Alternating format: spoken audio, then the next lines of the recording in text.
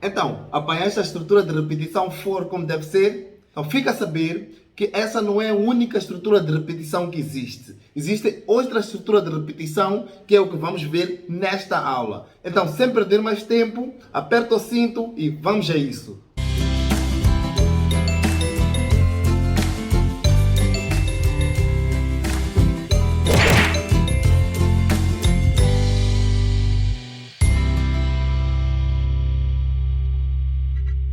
Olá meus amigos, bem-vindos a mais uma aula de Python. Esta é a nossa 11ª aula. Meu nome é Cordélio Barrama, eu sou um desenvolvedor e estou aqui para ajudar-vos a entrar neste mundo de programação, este mundo incrível da programação que só se faz coisas bonitas com isto. Então, na última aula, eu prometi-vos que ia-vos mostrar, antes da aula começar, ia-vos mostrar alguns portais que podes entrar lá, podes pedir ajuda de vários programadores de todo o mundo, mas é um portal especialmente para Python e tu vais ter toda a ajuda que tu necessitas. Então, vamos lá ver um bocadinho isso. A primeira página que eu quero vos mostrar é o Stack Overflow. Como estás a ver agora na tela, o Stack Overflow é uma página onde tu podes fazer muita coisa. Podes te inscrever lá, tu podes tirar dúvidas, pôr o teu código e muitos programadores vão te ajudar. Então, eu já abri aqui o Stack Overflow. Como podem ver, esta é a página principal do Stack Overflow, só que eu já tenho o login feito, né? Mas também podes te cadastrar, é bastante simples, podes te cadastrar com Google, com Facebook, ou tens outra forma de cadastrar, podes criar o teu e-mail, pode não ser do Google, pode ser um outro e-mail qualquer, vais pôr os teus dados lá e já tens a página criada. Então, Stack Overflow, como podes ver, tem aqui as top questões que são feitas, né? Isso tudo tem a ver com Python, e não só o Python, também temos o Java, temos o C++, o C Sharp, desculpa. Nós temos várias coisas que nós podemos fazer aqui com o Stack Overflow. Vamos começar com a pesquisa. Por exemplo, eu quero fazer uma pesquisa sobre print. Então escrevo aqui print, enter, né? Então ele vai mostrar muita coisa relacionada com print, né? Daqui print JSON using JavaScript, how to print without new lines or space, how can I print JSON. Então, tens muita coisa. Claro, print é uma coisa vasta, é por isso que ele está a apanhar muitas coisas. Se tu fores procurar uma coisa específica, ele vai te dizer. Por exemplo, vamos lá pôr aqui how to import Paperclip. Nós vamos aprender como importar isso quando chegarmos na robótica, não se preocupem, isso aqui é um mero exemplo que eu estou a dar. Então, se eu piso Enter, então aqui ele vai me dar várias possíveis questões, né? Unable to import Paperclip into menu, unable to import Paperclip into Python idle. Então, se eu abro um deles, então ele vai me dar uma pergunta que alguém está a fazer. Como podem ver aqui embaixo, é o código que ele está a utilizar que não está a ter sucesso. Então, mediante isto, vais procurar, vais ver, e quando fores a ver mais abaixo, tu tens as respostas, né? Nesse caso, eu só tenho duas respostas. Então, tem respostas, possíveis respostas para poder solucionar esse problema que a pessoa está a ter, né? Então, é mais ou menos isto. Vou voltar aqui para o menu principal. Se eu quiser fazer uma pergunta, clico aqui Ask Question, vou clicar aqui, né? Ele vai me dar este pequeno questionário, vou meter aqui Start Writing, ou posso fechar, tanto faz. Aqui ponho o título da minha pergunta, né? O título, eu vou escrever título da minha pergunta, aqui eu escrevo tudo que tem a ver. Pronto, ele dá-me aqui alguns, antes de chegar lá, ele dá-me aqui algumas opções, mas não interessa. Se for o que tu queres, ele vai te dar lá, já tem lá as opções. Vai escrever tudo que tens aqui, escreves, pões o código se quiseres. Aqui embaixo tem alguns parâmetros, que se eu quiser pôr o código, eu tenho que pôr 3 aspas, né? Simples. Ponho o código, depois fecho com 3 aspas, ele vai reconhecer como código. Se eu quiser pôr em bold, ponho 2 asteriscos, bold, 2 asteriscos no fim, e põe bullet. Então, isto tudo vocês vão vendo e vão criando. Depois, no fim, é só pôr review question. Então, primeiro vai passar por uma verificação por parte do Stack Overflow, e se não houver nada ofensivo ou nada calunioso, eles vão lançar a pergunta e as pessoas vão respondendo. Eu uso muito esse site, uso muito e ajuda-me bastante muitas vezes. Às vezes que eu estou enrolado, ponho aqui o código, às vezes demora um bocadinho a responder, porque são várias pessoas que vêm, mas sempre respondem. O outro que eu queria vos mostrar é o GitHub, github.com, que também é bastante user-friendly, também ajuda muito na resolução de questões. Só que o GitHub, além de ter essa particularidade de resolver questões, de pôr uma pergunta e teres uma resposta, o GitHub também funciona como um cloud. Então tu podes pôr todo um código inteiro dentro do GitHub, ele vai guardar, né? Como podem ver, eu posso pôr aqui Create Repository. Bem, eu também já estou inscrito nessa plataforma, ele entra logo a reconhecer-me, mas também o processo de inscrição é bastante simples. Se eu puser aqui Create Repository, por exemplo, estão a ver, eu ponho aqui o nome do repositório, Cordélio, depois ponho aqui a descrição do repositório, eu escolho se quero público ou privado, né? Depois eu posso iniciar o repositório com README e por aí fora, né? Eu escolher a licença e ponho o Create Repository.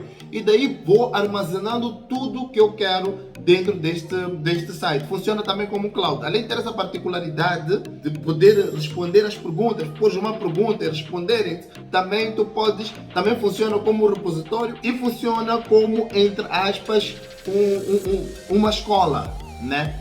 Entre aspas, uma escola. Digo entre aspas porque também tem pessoas lá que podem te ensinar algumas coisas. Não vais ter um conhecimento muito profundo, mas ensinam-te algumas coisas. Eles põem lá material de educação e tudo mais. Tem muita coisa lá. Então queria vos dar só esses 2 sites para vocês irem começando a entrar, irem explorar e fazer tudo o que podem fazer dentro deles. Então, vamos diretamente para a nossa aula de hoje. Como eu disse no início dessa aula, a estrutura for não é a única estrutura de repetição no Python. Existe uma outra estrutura de repetição que vamos ver nesta aula, mas a estrutura for é a estrutura mais versátil, é a estrutura mais usada pela sua característica. Mas existe outro tipo de repetições no Python, né? Outro tipo de estruturas de repetições no Python. Então espero que tu estejas a acompanhar aula a aula, passo a passo, porque se tu saltaste as aulas anteriores que nós demos, esta fase tu já não vais perceber nada.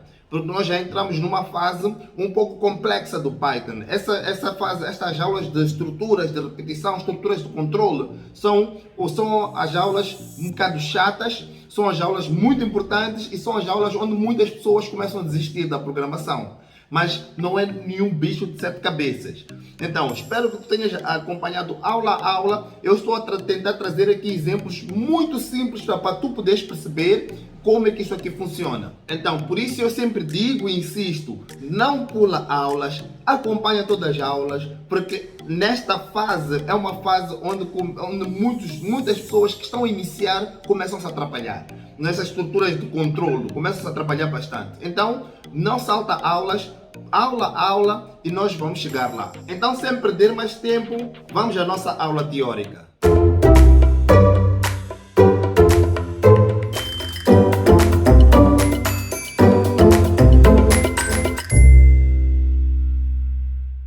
Ok, já estamos prontos para a nossa aula teórica.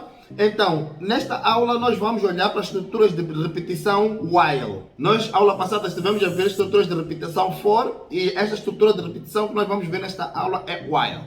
Então, se bem se lembram, na aula passada nós tínhamos um cachorrinho, né? Tínhamos uma plataforma e tínhamos um osso que o cachorro queria chegar. Então, como é que nós fizemos para o cachorro chegar lá? Então, nós dissemos ele para andar, ele andou, dissemos ele para andar, ele andou, dissemos ele para andar mais uma vez, e ele andou, voltamos a dizer ele para andar, ele andou, voltamos a dizer para ele andar, ele andou, e no fim conseguiu levar o osso. Isto vamos a ver que esses passos todos repetem-se. Aumentamos a nossa plataforma, né, para exemplificar melhor, e o que nós fizemos? Nós fizemos uma repetição, um laço. Se lembram, nós chamamos de laço, repetição ou iterações, né? Então, nós fizemos uma repetição e dentro dessa repetição, nós pusemos o comando anda, né? Que era para o cão andar. Ele vai se repetir várias vezes. Então, enumeramos a nossa plataforma, né? Porque nós tínhamos de 1 até 11, que era para nós sabermos que começa aqui e acaba ali. Enumeramos a nossa plataforma e fomos dizer o nosso comando que começa em 1 e termina em 11, que é para ele andar até o 11. E quando chegava no 11, ele ia andar, o cãozinho ia andar toda a plataforma e até chegar ao seu destino. E o seu destino qual é que era? Era apanhar o osso. Quando chegava no osso, ele já tinha executado todos os comandos dentro da repetição e ele ia finalmente apanhar o osso. Então nós vimos isso na aula passada. Se tu não sabes o que nós estamos a falar, já sabes. Volta lá para a aula passada, vai ver a aula passada, ou melhor, se não viste a aula passada, quer dizer que não viste a passada, até lá atrás. Então, vê todas de onde paraste até chegarmos aqui. Ou se só não viste a aula passada, primeiro vê a aula passada, depois vem para esta aula. Porque essas aulas são continuações. Então, se tu não sabes disso que estamos a falar, então não vais perceber o que nós vamos falar nesta aula. Estamos juntos? Agora, imagina que nós não sabemos quantos passos o cãozinho vai dar até apanhar o osso. Na estrutura de repetição passada, nós sabíamos que ia até 11, mas agora não sabemos quantos passos tem que dar. Como é que nós vamos fazer? Nós vamos fazer uma repetição de 1 até a interrogação? Isso não existe no Python. Então, nós temos que ver uma outra maneira de fazermos esta repetição. Na repetição for, nós vimos que tinha um início e tinha um fim. É uma estrutura que se faz com o início e com o fim. Então, agora nós temos o início, mas não sabemos para onde é que vai. Então, nós vamos fazer uma coisa aqui. Vamos mudar esta repetição. Então, nós em vez de termos uma bolinha, nós vamos ter um retângulo. Vamos representar como um retângulo. E vamos retirar aquele de 1 até 11. Porque nós não sabemos quantos passos o cão vai dar até chegar no osso. Agora, não sabendo quantos passos o cão vai dar até chegar ao osso, nós vamos fazer o quê? Nós vamos dizer que, ok, a condição vai ser não osso. Então, o que isto não osso quer dizer? Quer dizer que enquanto não apanhares o osso, anda. É isso que nós estamos a dizer. Nós não sabemos quantos passos ele vai dar, mas nós sabemos que ele tem que apanhar o osso. Então, vamos dizer, enquanto não apanhares o osso, anda. É exatamente isso que estamos a dizer nesse exemplo. Então, o que ele vai fazer? Enquanto não apanhar o osso, o cão vai andar até apanhar o osso. Ele vai chegar lá e dizer, ok, apanhei o osso. Então, se apanhaste o osso, o que vai acontecer? Pega. Simples. É simples. Enquanto não apanhares o osso, vais andar. Quando apanhares o osso, pega. Então agora deve estar a pensar, mas Cordélio, esta forma é muito mais simples do que a forma anterior. Não existe forma simples, não existe forma complexa. Tudo depende de cada caso. Há casos que nós utilizamos uma estrutura de repetição, há casos que usamos outra estrutura de repetição. Depende de que programa nós estamos a fazer, depende de quais são as condições que nós queremos satisfazer. Então não existe simples, não existe complexo, não existe forma mais rápida ou forma menos rápida. Tudo depende do que nós estamos a fazer, ou o que nós queremos fazer, né? Depende do nosso programa. Então, lá estamos e ele apanhou o osso no final da história. Então, como é que nós representávamos, o que nós diríamos para essa estrutura de repetição? É exatamente o que eu acabei de dizer. O que ele vai fazer? Enquanto não apanhares o osso, anda. Quando apanhares o osso, apanha, ou pega, neste caso, né? Então, enquanto não chegares até o osso, enquanto não apanhares o osso, anda. Quando chegares no osso, pega, apanha. É simples como estamos a representar isto aqui. Mas como bem sabes, nós não podemos escrever desta forma no nosso interpretador. Ele não vai reconhecer isso. Não vai reconhecer esta forma. Então, como é que nós iríamos escrever no nosso interpretador? Nós já vemos de dizer, while not osso, sem esquecer os dois pontinhos, anda. Depois, quando chegares ao osso, apanha. Então, temos que pôr while not osso, anda. Quando chegares ao osso, apanha, né? Muito simples essa estrutura. Agora, vamos lá ver um outro exemplo. Vamos fazer a mesma estrutura, temos o nosso cãozinho, temos o nosso osso, mas eu modifiquei um bocadinho essa estrutura. O que que acontece? O cão vai ter que dar um passo, saltar, depois vai saltar de novo, depois vai dar 2 passos, depois vai saltar. Com essa estrutura que eu acabei de pôr aqui, como é que nós faríamos? Não se esqueçam que ainda estamos naquele princípio que não sabemos quantos passos o cão vai ter que dar até chegar. Ou melhor, não sabemos quantos passos vai ter que dar o cão, não sabemos quantos buracos vai apanhar o cão, né? E acima de tudo, eu ainda pus bolinhas aí. Então, ele, além de andar e saltar, ele vai ter que apanhar as bolinhas até chegar ao osso, né? Como é que nós faríamos isto? Nós vamos olhar para a mesma estrutura que nós vimos há bocado, vamos dizer, vamos olhar para a estrutura, vamos olhar para a mesma estrutura UAU, como nós vimos, enquanto não osso, né? Vamos dizer assim, enquanto não osso. Então, enquanto não osso, o que ele vai fazer? Então, nós vamos pôr certas condições dentro dessa estrutura while. Então, enquanto não osso, se encontrares um chão, se estiveres a ver aí, tem um verdadeiro e um falso e um chão. Se estiveres a ver em tela pequena, aumenta, porque essas aulas aqui do Python é mesmo para isso, tens que comentar para vermos cada detalhe. Então, enquanto tu tiveres um chão, enquanto não chegares ao osso, se apanhares um chão, o que vais fazer? Vais andar. Então, o nosso cão vai andar. Apanhou um chão, andou. Então, depois o que acontece? Ele vai voltar, vai ver a condição. Já apanhei o osso? Não, ainda não apanhei. Então voltou. Perguntou, viu a condição. Tem um chão? Não, não tem um chão. Então o que vai acontecer agora? Vamos ter que pôr outra condição. A outra condição qual seria? Se encontrares um buraco, salta, né? Ele foi ver a condição, viu que não tem um chão, mas nós pusemos outra condição. Se encontrares um buraco, salta. O que o nosso cão vai fazer? Nosso cão vai saltar o buraco. Então a nossa condição vai voltar lá em cima, vai verificar se já chegou o osso ou não. Ainda não cheguei o osso. Vai voltar. Tem um chão? Não, não tenho. Vai voltar. Tem um buraco? Sim, tenho. Mas além do buraco, o que nós temos? Nós temos uma bola. Então, antes dele saltar o buraco, ele vai ver as condições. As condições são verificadas todas em milésimos de segundo. Então, a condição vai ser, se nesse percurso encontrares uma bola, apanha a bola. Então, ele vai apanhar a bola, né? Depois vai voltar a ser verificada a condição e o cão vai saltar o buraco. Condição, volta lá de novo. Tem um chão? Sim, tenho. Então, anda. Volta, tenho buraco? Não, não tenho. Tenho bola? Não, não tenho. Volta. Ok, volta de novo. Tenho chão? Sim, tenho. Anda.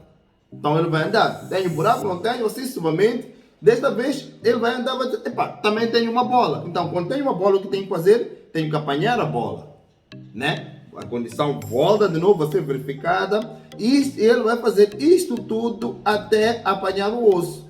Chega no fim, ele vai dizer que já cheguei ao osso. Sim, já cheguei ao osso. O que eu tenho que fazer quando chegar ao osso? Eu tenho que apanhar o osso.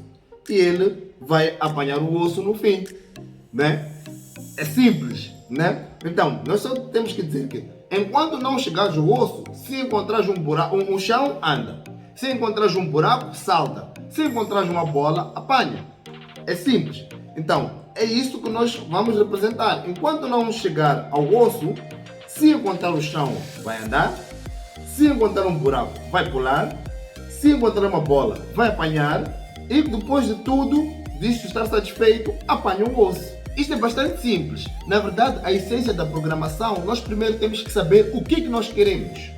Depois nós sabemos o que nós queremos, o código fica simples de executar. Nós não podemos executar o código a pensar o que nós queremos. Isso vai ser extremamente difícil. Então, primeiro, eu pessoalmente, antes de começar a fazer um programa, eu escrevo num papel o que eu quero. O que eu quero que aquele programa faça. Eu quero isto. Tem condições? Quais são as condições? E se as condições, como é que é para ser satisfeita? Então eu ponho tudo num papel, escrevo tudo, depois disso é que começo a programar. Tu não podes querer entrar logo, abrir o Visual Studio Code e programar a pensar o que tu queres. Vais dizer que programação é difícil, mas programação não é difícil. Programação primeiro tens de saber o que tu queres e depois como vais satisfazer aquilo que tu queres. Ok, voltando à aula. como é que eu havia de representar isto para o nosso interpretador poder interpretar este código? Então, eu ia fazer o quê? Então eu vou dizer ao nosso interpretador, while not osso, if tem chão, anda. If tem buraco, pula. If tem bola, apanha. Depois de tudo estar satisfeito, apanha no fim. Sem esquecer, atenção, os dois pontinhos. Em tudo. No while not, no if e tudo mais. Tem que ter sempre os dois pontinhos. Senão o código vai dar erro. O código não vai funcionar. Então, while not osso, if chão, anda. If buraco, pula. If bola, apanha. E depois apanha o osso no fim da história. Então, estão a ver como isto aqui é simples. Nós primeiro desenhamos o que nós queríamos fazer, depois pusemos em forma de código, né? Porque quando desenhamos nós já sabíamos que o cão tem que apanhar o osso no fim do dia. Mas tem algumas condições que ele tem que fazer antes de apanhar o osso. Ok, terminamos dessa maneira as nossas aulas teóricas. Então, como podes ver, não é um bicho de 7 cabeças, mas é algo extremamente importante, extremamente importante. As repetições são muito importantes mesmo. Tudo que é estrutura de controle é muito importante. Eu não me lembro de um programa que eu fiz e sem usar uma estrutura de controle. Tive que usar sempre. Então é extremamente importante apanhar muito bem essas estruturas de controle. Então vamos lá aplicar tudo aquilo que nós aprendemos na teoria. Vamos lá ver na prática como é que fica, né? Então vamos a isto.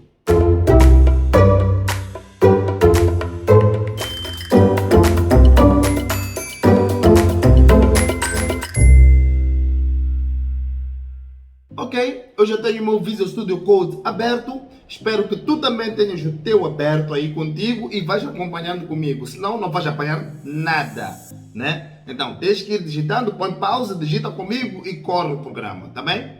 Então, como sempre, como já é de praxe aqui nas nossas aulas, quando abrimos o Visual Studio Code, o que vamos fazer?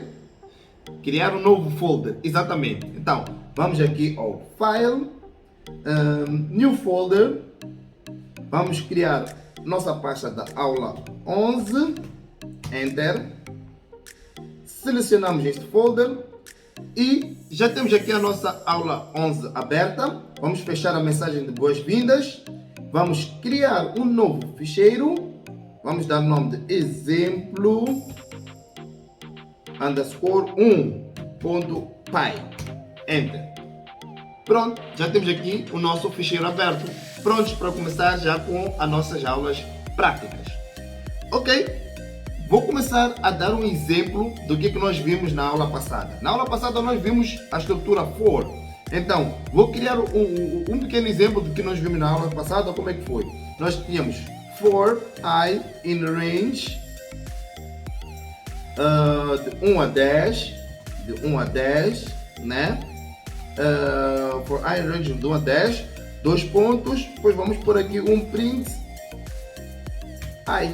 I, né? Depois vamos por aqui um print no fim, só para sabermos que o programa já acabou. Fim.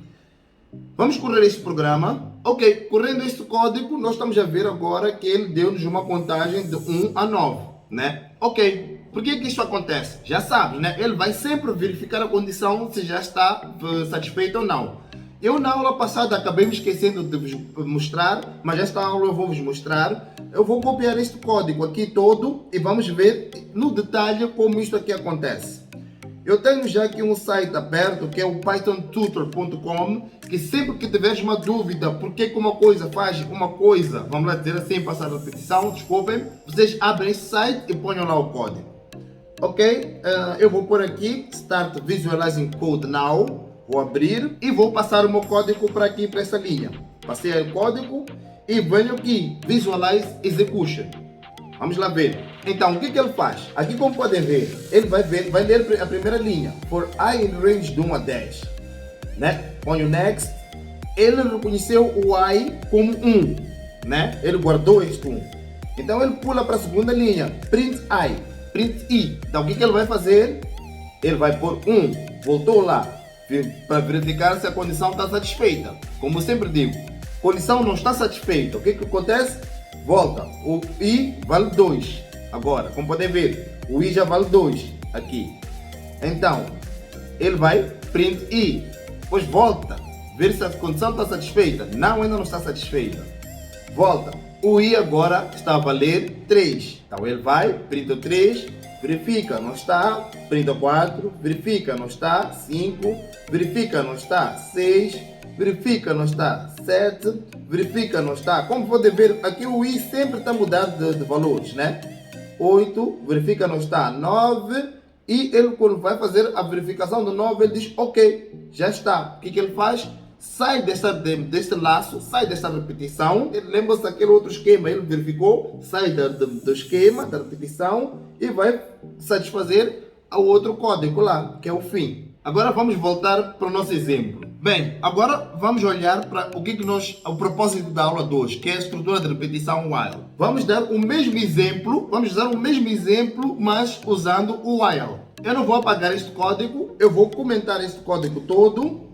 Se não sabes o que é comentar, volta lá atrás, vai saber o que é comentar. E vou usar a estrutura while. Então, o que nós vamos fazer aqui? Nós vamos pôr uma variável i a receber 1. Vamos lá dizer que i vai começar no 1. Depois ponho while i menor que 10. Né? Vamos pôr while i menor que 10.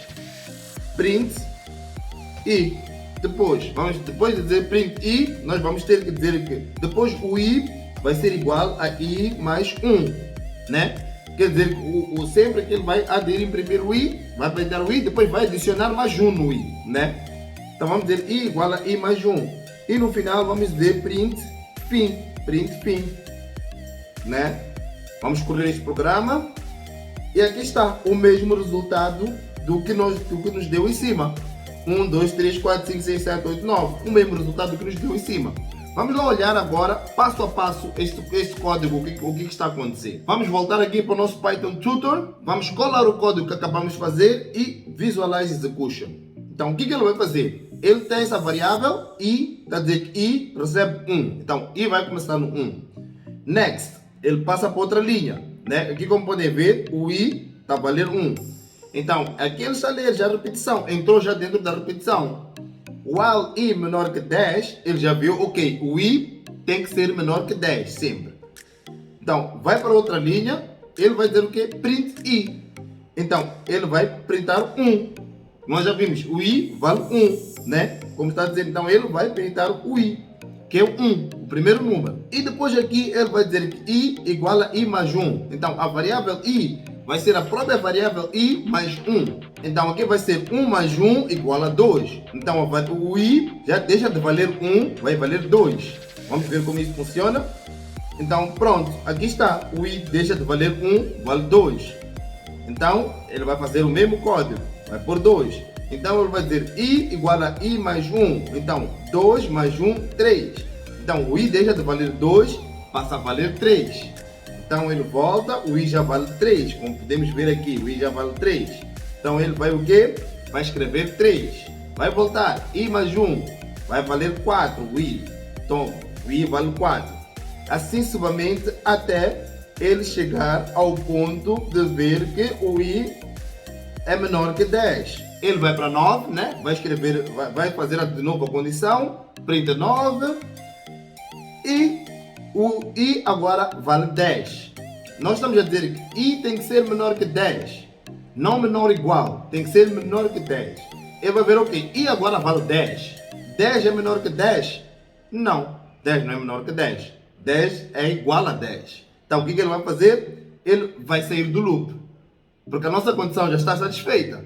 Né? 10 é igual a 10. Então ele vai fazer o quê? Vai escrever fim. Que acabou. Né? Já satisfez todas as condições. Agora pode estar a perguntar, mas Cordélio, foste-nos ensinar uma estrutura de repetição que faz exatamente a mesma coisa que a outra estrutura de repetição, mas a outra é melhor, a outra eu fiz em 3 linhas, essa eu estou a fazer em mais linhas. Então eu vou sempre usar o for. Não, aí é que tu te enganas. O for é muito bom para ser usado sim, mas quando sabes onde termina, o que tu queres fazer até o fim. O while é bom para usar quando tu não sabes onde termina, não sabes o que tu estás, onde é que tu queres chegar. Só sabes que tens que chegar a um objetivo. Mas o que tens que fazer para chegar àquele objetivo, não sabes. O que tens que procurar. O for nós já sabemos que nós temos que andar 10 casas. até chegar no nosso objetivo. O while nós não sabemos. Nós sabemos que temos um objetivo, mas não sabemos quantas casas nós temos que procurar para alcançar o nosso objetivo. Então, como eu disse, isso depende de situação para situação. Então, nós não vamos dizer que um é melhor que o outro ou é mais rápido que o outro. Isso não existe em Python, não existe em programação. Programação depende de situação para situação. Há situação que adequas melhor uma coisa, há situações que adequas melhor outra coisa, né? Põe isso na tua mente, não te esqueças disso. Se tu olhares para mais rápido, mais lento, melhor, menor, maior código, menor código, vai chegar um ponto que vais te enrolar num programa que estás a fazer. Tudo depende da situação, ok? Ok, vamos voltar agora para a nossa aula prática, né? Vamos lá ver outro exemplo aqui. Vamos lá dar um exemplo que eu quero pedir o utilizador para digitar 5 números. Vamos lá. Então, como é que eu faria isso? Faria com for, exatamente. Nós sabemos qual é o limite. Então, eu posso pôr aqui for I in range de 1 a 6, como nós já sabemos que é sempre 1 a menos, nós queremos 5, não se esqueçam. 2 pontos, vamos pôr uma variável n, vamos dizer do tipo inteiro, input, digito um número, não é? E depois vamos pôr print, acabou, né? Então o que ele vai fazer? Vai pedir o utilizador para digitar 5 números. Vamos lá correr para ver. Então correndo, digita o número 5, digita o número 4, digita o número 7, digita o número 9, digita o número 8, acabou. Então nós digitamos 1, 2, 3, 4, 5 números. That's it, acabou, né? Já temos até o nosso programa a correr lindamente. Vamos lá fechar esse programa. Ok, agora nós dizemos que nós queremos para o utilizador digitar números, sim, mas nós não sabemos quantos números ele tem que digitar. Como é que nós faríamos isto? Nós vamos digitar números, nós não sabemos quantos números é que devem ser digitados, mas nós sabemos que quando nós digitamos o 0, ele tem que terminar. Como é que nós faremos isto? Nós vamos voltar aqui para o nosso programa. Nós vamos pôr uma variável n a começar no 1, a começar no número 1, né? Então vamos dizer while n diferente de 0, depois vamos dizer que n recebe inteiro, input, digite um número, né? E depois vamos pôr no nosso final print, acabou. Pronto, já temos aqui o nosso programa. Então o que ele vai fazer? Ele vai pedir-nos para digitar números e quando chegamos no 0, ele vai terminar o programa. Este 0 chama-se flag, é uma coisa que chama-se flag, né? O flag é algo que chama-se na programação para interromper algo que acontece. Para interromper quando nós já não quisermos mais continuar com o programa. Vamos lá correr. Correndo o programa, vamos. Digita o número 9, digita o número 4, o número 10, 25. Como podem ver, eu estou a digitar números e ele vai sempre pedir para eu digitar números. A digitar números. E quando eu já não quiser, ou já terminar de digitar os números, eu ponho 0. Ele vai dizer, acabou.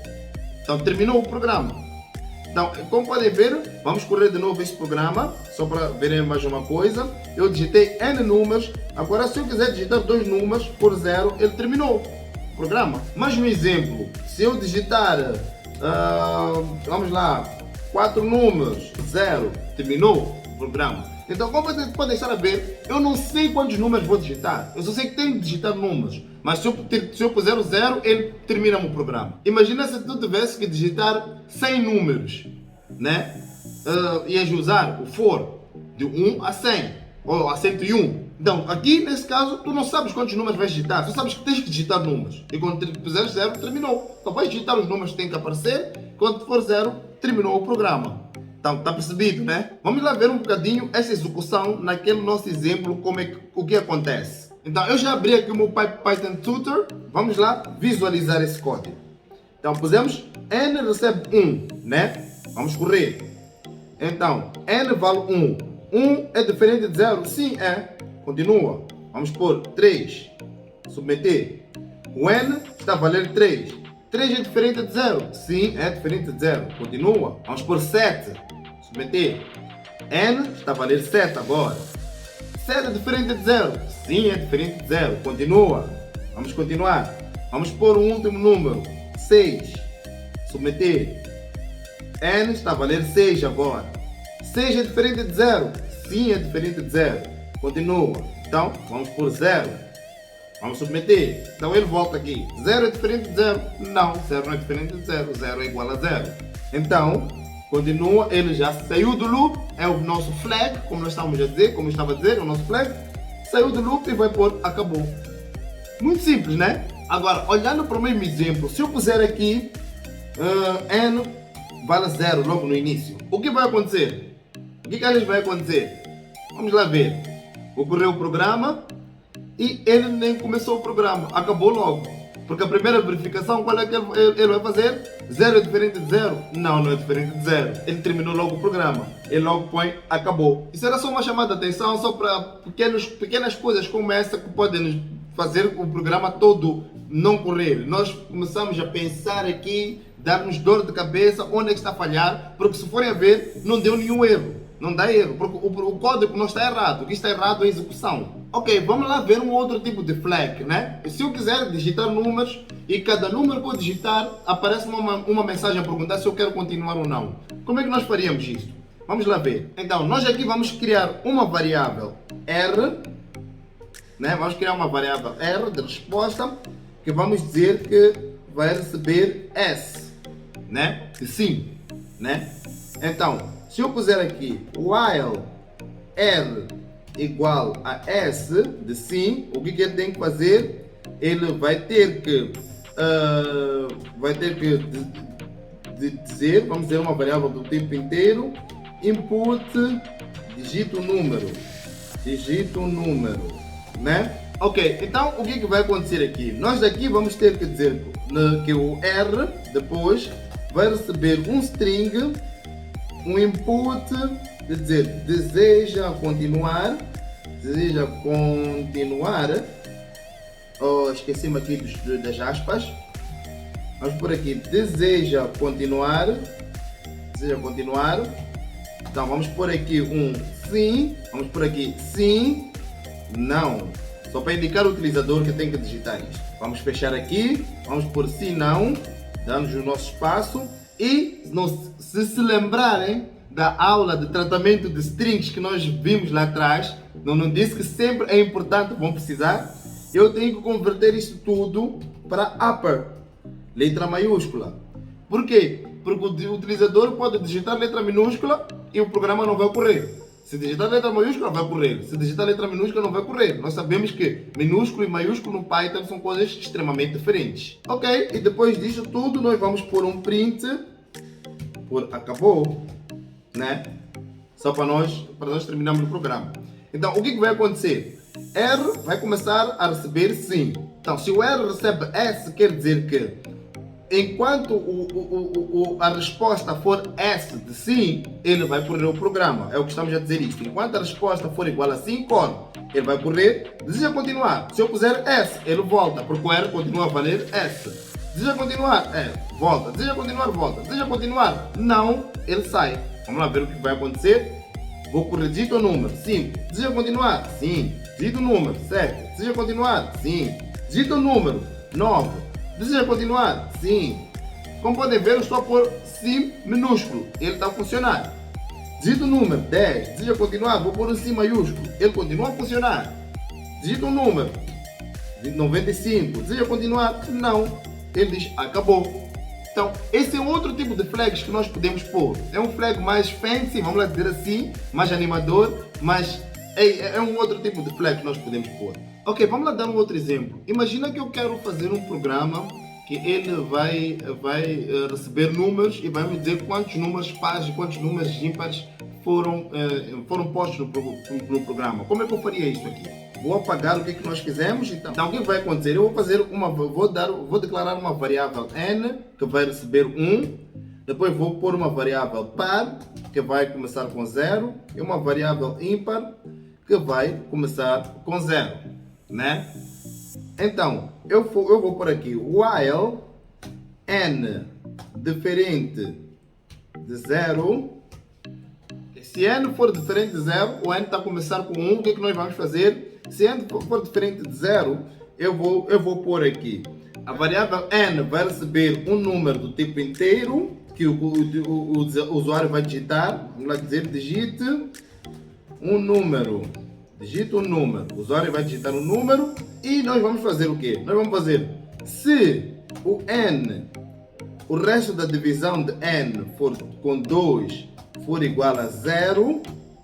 Então nós vimos nas aulas passadas como nós podemos diferenciar, como nós podemos saber se o número é par ou ímpar. Se não sabes o que eu fiz agora, quer dizer que não assististe às aulas passadas. Então volta lá e volta a assistir e vais ver, vais gostar. Continuando. Se o resto da divisão do número que o utilizador digitar for igual a 0, então nós vamos dizer que o par vai receber o par mais 1. Então vai contar, então vai aumentar 1 no par. Else, se o resto da divisão se o resto da divisão com 2 não for 0, for 1, então ímpar vai receber ímpar mais 1. Mais 1. Depois nós vamos pôr aqui no fim, desculpa, ímpar mais 1. Depois no fim do programa vamos pôr print. Vamos dizer, você digitou tantos números pares e tantos números ímpares, né? Vamos por aqui o nosso famoso format, par, ímpar. Pode usar a nova sintaxe também, que é aquela que nós vimos na aula passada, se não me engano, ou duas aulas atrás, que é pôr o F no princípio e dentro dessas chavetas pôr as variáveis, mas eu prefiro usar dessa forma. E para este programa funcionar corretamente, no princípio nós temos que pôr, se o n for diferente de 0, ele vai fazer isto tudo. Vamos pôr um tab aqui, um tab aqui, um tab aqui, um tab aqui. Ele vai fazer isso tudo. Ok? Vamos lá correr esse programa para ver o que nós vamos ter. Então, digita o número 2, 7, 8, 9, 4, 10, 6, 5, já não quero mais, 0. Então ele diz, você digitou 5 números pares e 3 números ímpares. Vamos lá contar para ver. 3 números ímpares, 7, 9, 5. 3 números ímpares, os pares. 1, 2, 3, 4, 5. Está correto. Ele não conta o 0, porque o 0 é o flag. É por isso que nós dissemos para não contar o 0. Como é que nós dissemos para não contar o 0? Vamos fechar aqui. Então, como aqui o n começa no 1, depois o par recebe 0, o ímpar recebe 0, então nós estamos a dizer que quando n é diferente de 0, sai da repetição. Nós não queremos contar com 0. Então, se nós aqui vamos digitar números, então, desses números que nós vamos digitar, nós vamos dizer se o número for diferente de 0, esses números que digitaste, então faz isto. Vais descobrir quais são os pares e quais são os ímpares. Então, se o número é diferente de 0, vais descobrir os pares. É por isso mesmo que ele não está a contar o 0. Eu sei que esta não é a melhor maneira de fazer, porque nós já estamos a dizer que o n começa no 1, depois temos este while n diferente de 0, depois if n diferente de 0. Isto aqui é um improviso, né? Isto aqui é um improviso, não é a melhor maneira de programar isto. É por isso mesmo que na próxima aula nós vamos ver a maneira correta de fazer isso. Como é que nós vamos fazer isso da maneira correta? Então, nesta aula, vamos deixar assim, só para poderes praticar e apanhar, ok? Ok, meus amigos? Como sempre, chegou a parte mais triste, que é a parte que nós terminamos as aulas, mas não vou sair daqui sem vos deixar com exercícios. Então, aperta o cinto e vamos lá ver os enunciados.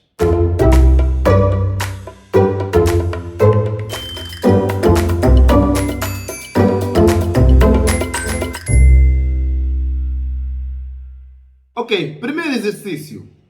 Faça um programa que leia o sexo de uma pessoa, mas só aceita valores M ou F. Caso esteja errado, peça a digitação novamente até que o valor seja inserido corretamente. Então, esse exercício aqui é simples, né? É só para ler o sexo de uma pessoa, digita o seu sexo, MF, né? Nós já vimos isso na aula. Então, a alma só vai trocar uma coisinha daquilo que vimos na aula para ele pedir o valor correto. Caso eu diga o seu sexo, eu ponho S, por exemplo, ele vai pedir de novo o valor, digita o seu sexo. Então é simples. Vamos lá ver outro exercício. Segundo exercício. Faça um jogo onde o computador vai pensar no número de 0 a 10, só que o jogador vai tentar adivinhar até acertar, mostrando o número de tentativas que foi necessário para ganhar. Então nós já vimos esse jogo numa das primeiras aulas, se não me engano. Vimos um jogo parecido a esse. O computador vai pensar no número e o utilizador vai tentar adivinhar o número. E ele vai dizer, errou, tenta de novo, errou, tenta de novo, errou, tenta de novo. Até que ele consiga acertar no número que o computador pensou, entre aspas, né? Depois é que sai para dizer que pronto, acertaste em tantas tentativas. Vamos lá ver o outro exercício. Terceiro exercício. Crie um programa que leia 2 números inteiros e mostre o menu na tela. Número 1, somar. Número 2, multiplicar. 3, maior. 4, novos números. 5, sair. O teu programa deverá realizar a operação solicitada a cada caso. Então, tu vais criar um programa, o utilizador vai digitar 2 números, depois vai aparecer este menu na tela. E o utilizador vai escolher um dos números para realizar aquela operação. O teu programa deve ser capaz de realizar aquela operação. Ok? Vamos ao outro exercício. Quarto exercício. Crie um programa que leia vários números inteiros pelo teclado. Mostra a média entre todos os valores e qual foi o maior e o menor valor lido. O programa deve perguntar ao usuário se ele deseja continuar ou não. Então, é simples. O teu programa deve receber valores. Digita o valor. Quer continuar? Sim. Digita o valor. Quer continuar? Sim. Digita até chegar ao quer continuar? Não. Depois daí, o teu programa deve mostrar a média dos valores que foi digitado, qual foi o maior e qual foi o menor valor digitado. Ok, meus amigos, agora sim, chegamos ao fim de mais uma aula. Então nós estamos a correr, como eu prometi, vou correr para tentar fazer upload o máximo das aulas possíveis por semana, mas de certeza que serão mais que duas ou mais que 2 aulas por semana. Então vamos estarmos aqui a fazer de tudo para tentar recuperar o tempo que nós perdemos. Então não te esqueças, qualquer dúvida, tens aqui o meu e-mail, manda-me um e-mail, eu respondo. Tenho o maior prazer de responder a todos os e-mails que eu recebo. Então não te esqueças, põe um like neste vídeo, subscreve o meu canal e ativa o sininho para receberes logo a aula, logo que eu puser, já está aí no teu laptop, já está aí no teu tablet, já está aí no teu telefone e vais ver logo as aulas do curso de Python. E mais uma coisa, compartilha este vídeo, compartilha com todo mundo que quer aprender Python. Eu tenho certeza e garanto da qualidade que eu estou a trazer aqui. Então compartilha com todo mundo que quer aprender Python. Não deixe essa oportunidade passar, porque agora neste mundo é um mundo para programadores. Não te esqueças disso. Então espero por ti na próxima aula.